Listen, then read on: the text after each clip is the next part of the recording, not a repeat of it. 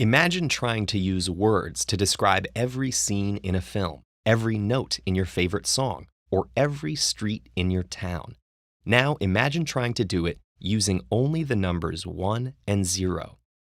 Every time you use the internet to watch a movie, listen to music, or check directions, that's exactly what your device is doing, using the language of binary code.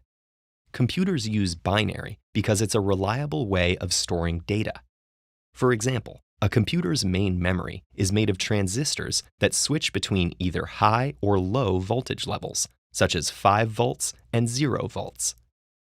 Voltages sometimes oscillate, but since there are only two options, a value of 1 volt would still be read as low. That reading is done by the computer's processor, which uses the transistor's states to control other computer devices according to software instructions.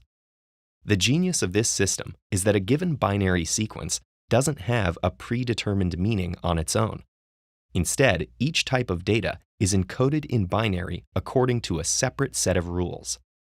Let's take numbers. In normal decimal notation, each digit is multiplied by 10 raised to the value of its position, starting from 0 on the right.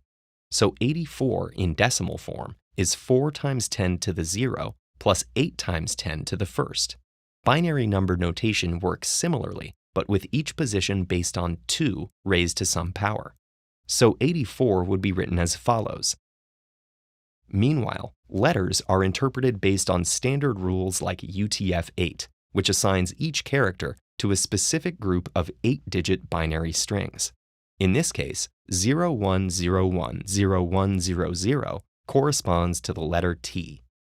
So how can you know whether a given instance of this sequence is supposed to mean T or 84?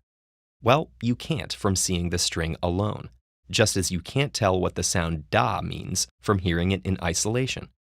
You need context to tell whether you're hearing Russian, Spanish, or English, and you need similar context to tell whether you're looking at binary numbers or binary text.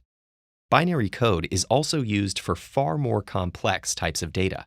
Each frame of this video, for instance, is made of hundreds of thousands of pixels. In color images, every pixel is represented by 3 binary sequences that correspond to the primary colors.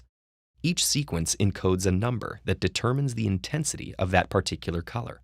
Then, a video driver program transmits this information to the millions of liquid crystals in your screen to make all the different hues you see now. The sound in this video is also stored in binary with the help of a technique called pulse code modulation.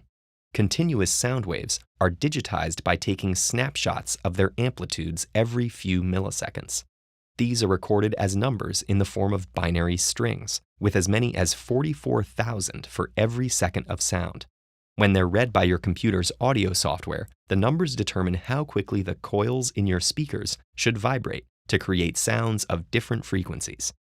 All of this requires billions and billions of bits, but that amount can be reduced through clever compression formats. For example, if a picture has 30 adjacent pixels of green space, they can be recorded as 30 green instead of coding each pixel separately, a process known as run-length encoding. These compressed formats are themselves written in binary code. So is binary the end-all be-all of computing?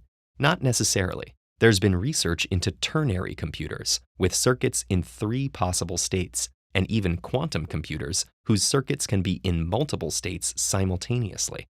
But so far, none of these has provided as much physical stability for data storage and transmission. So for now, everything you see, hear, and read through your screen comes to you as the result of a simple true or false choice, made billions of times over. Find out more about the mind-boggling things happening inside your computer with this playlist.